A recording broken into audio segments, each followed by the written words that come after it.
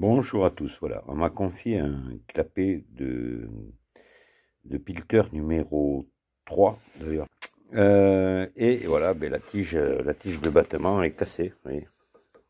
Et ça arrive souvent quand les clapets ne sont pas réglés comme il faut, c'est-à-dire que les gens qui règlent la course par les vis du haut, là, par celle-ci, à place de régler par la douille de réglage, ce qui fait que le clapet mal réglé va toucher le corps du bélier en bas, et à force il casse. Voilà, ça c'est une des raisons pour lesquelles il casse, et c'est souvent que ça arrive. Malgré que j'explique, j'ai fait plein de vidéos là-dessus, ben, les gens n'écoutent pas évidemment. Hein. Ça, alors, la difficulté, alors ce que souvent, quand ils sont très bouffés, ben, je remplace carrément le batteur complet, je refais un batteur. Je rajoute de la matière ici. Celui-là, bon, il a de l'usure, mais on est loin d'être au bout. Donc, je vais essayer de le sauver. Je vais couper ici plus court, percer, tarauder, mettre une autre tige, une tige en inox que je guiderai sûrement avec des paliers polymères, là, ici. La difficulté de ce truc-là, parce que là, c'est du travail au pif qu'on fait. Pourquoi? Parce que ça va être pour centrer cette pièce-là dans le membrin. On peut pas, c'est impossible. Même avec un cadre-mort réglable, un cadre-mort indépendant, on n'a rien comme référence. On aurait ici l'axe un peu qui reste, mais de toute façon, ça cette partie-là est brute de fonderie, ça n'a pas été usiné ça. Donc il n'y a aucune précision, on ne peut pas venir centrer le clapet. Après, cette partie-là, c'est ce que je vais faire, je vais le prendre ici. Je vais le prendre avec un 3 morts, hein, tout simplement. Et ben, elle a de l'usure aussi, donc elle est plus vraiment parfaite, quoi. Donc là, c'est du pif. Je vais le prendre dedans, je vais percer, tarauder, mettre un nouvel axe et voir après si ça va ou pas. Voilà, ça marche, tant mieux. Ça marche pas, eh ben, il faudra refaire un clapet. Voilà, ça c'est le gros truc, parce que moi, j'ai pas trouvé comment on pourrait, c'est quasiment impossible à centrer ça. Voilà. Puisque tout a déjà de l'usure, donc c'est pas trop possible. Voilà. Après, ça serait aussi, il y aurait peut-être une solution, et encore, je sais pas, ça serait de s'arranger à coincer ça là-dedans, voilà, et venir prendre le corps dans les morts et percer ici le centre du clapet, pourquoi pas. Mais là aussi, la précision, bon, ça m'étonnerait qu'on obtienne quelque chose de formidable. Donc là, je vais faire ce que je fais d'habitude, comme je vous l'ai dit, au pif. Voilà. Alors, ce clapet, je l'ai trempé je trempe dans de l'acide chlorhydrique. Alors, vous voyez, ça ressort comme ça, je le rince après. C'est vraiment pas beau. Ce qu'il y a, ne vous y trompez pas, là, il est propre. Il est nickel. Il a trempé 3 heures dans de l'acide chlorhydrique. Et à peine je vais passer une brosse dessus, à peine, il va briller, vous voyez, comme là, aussitôt. Mais léger, avec une brosse rotative là, que j'ai, assez fine, il y a en moins de 5 minutes, le clapet il est propre. Il est comme neuf, quoi. Voilà. Alors, je vous le dis, si vous avez des clapets à nettoyer comme ça, n'hésitez pas à acide chlorhydrique, hein, ça, et après vous le brossez et il va ressortir nickel. Voilà. Après, il y a les solutions avec le vinaigre blanc et tous les trucs qu'on voit. Bon, d'accord. Allez, moi, je le fais à l'acide chlorhydrique. Je vous aurai tout dit. Voilà, allez, je vais maintenant mettre ça sur le tour et je vais attaquer. Et au fur et à mesure, je vous montrerai. Et je vous dirai si c'est un échec ou pas, hein, le coup de le repercer comme ça, plus ou moins au pif. On y va. Oui, avant de me lancer dans le tournage, je vais vous montrer le nettoyage. Là, voilà, j'ai ma brosse, elle est complètement usée, elle est en bout de course, il va falloir que je la change, mais c'est pas grave. Je vais quand même vous faire la démo. Voilà, vous allez voir que ça se nettoie très très vite. Je vais brancher ça.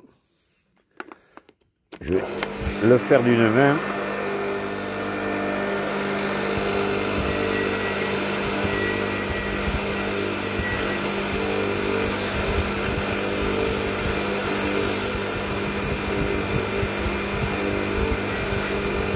Vous voyez, de suite, hein, c'est propre immédiatement. Ça fait comme ça. Et à peine je passe, le bronze est nettoyé.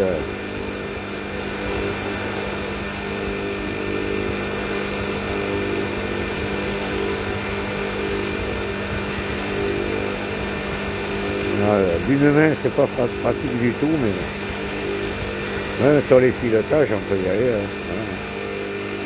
Voilà ce que ça donne. Hein. Voilà.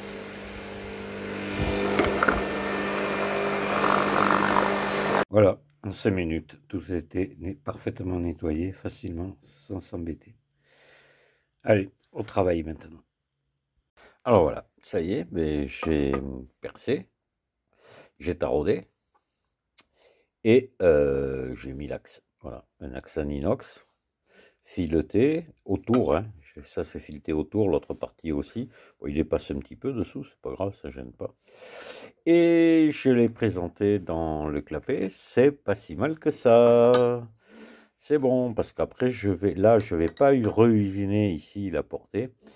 Parce que justement à cause des erreurs qu'il pourrait y avoir, on va plutôt roder à la pâte à roder, faire un rodage à la pâte. Voilà. Mais de toute façon, il y va impeccable. Voilà. Et voilà.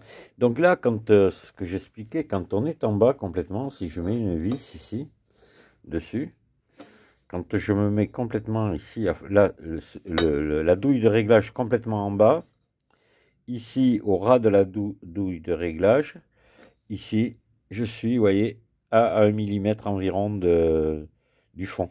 Voilà. Je ne peux pas aller toucher le corps du bélier. Donc c'est pour ça que là, mon filetage est pile poil à la bonne longueur. Donc il faudra que les écrous soient à 0 ici, en permanence.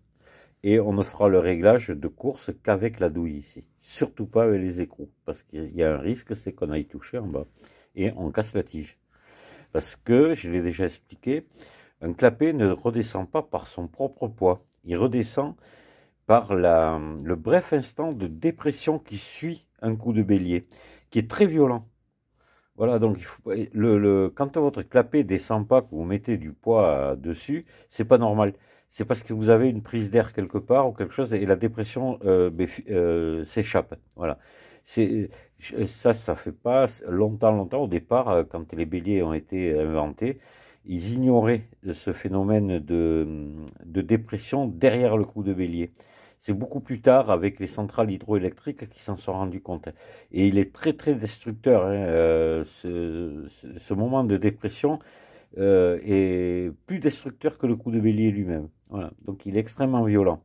Il est très très bref, quasiment invisible, mais c'est lui qui permet de faire redescendre le clapet. Et aussi de pouvoir faire fonctionner un reniflard, de manière qu'une bulle d'air rentre, parce que c'est une dépression qui se produit dans le bélier, dans le tuyau de batterie, hein, derrière le coup de bélier. Voilà. Alors ça, il faut savoir ça. Et donc, je répète, si vous êtes obligé de plomber énormément votre clapet de choc, c'est que vous avez un problème quelque part, il y a une prise d'air, il y a une fuite, il y a quelque chose. Ça, c'est pas normal. Quand je vois des clapets de choc avec des poids énormes dessus, ben, c'est pas bon. Voilà. Allez, on continue. Alors, je viens de voir une chose, ici, de ce côté-là, on a beaucoup de jeu. Le trou est ovalisé. De l'autre côté, il est bon, il n'y a pas de jeu. Mais en haut, là, ça a dû battre un petit peu et il est ovalisé. Donc, je vais repercer. Ici, on est à 10 de diamètre. Donc là, je vais repercer à 12 et je vais venir baguer avec des paliers polymères, comme ceci. Voilà, vous savez ce que j'ai l'habitude d'utiliser. Voilà, et là, on aura plus de jeu. Allez, je mets ça sur le tour, j'alaise à 12 et normalement après on est bon, il n'y a plus que le rodage à la pâte à faire. Voilà. Je viens de mettre de la pâte à roder un petit peu autour là. Voilà. Là derrière, comme ma tige filetée dépassée un peu, je mets un écrou, ça va être très pratique pour le prendre avec une douille, puis sur la perceuse, et je vais faire quelques tours. Voilà, je le mets, pardon, là, je vais le mettre dedans comme ça. Hop.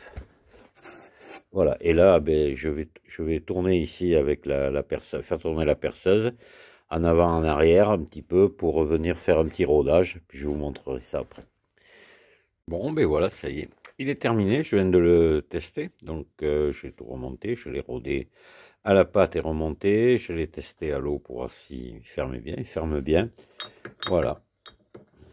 Ça va être, alors, je vous dis pas qu'il vaut un 9, hein, mais bon, c'est un clapet qui va pouvoir repartir un bon moment celui-là, hein, parce qu'il n'a pas vraiment une usure très très importante, il en a, hein, mais c'est pas, voilà, c'est pas catastrophique, hein. Ça valait le coup de le réparer. Voilà. Mais je vous salue à tous et je vous dis à très bientôt pour une autre vidéo. Au revoir.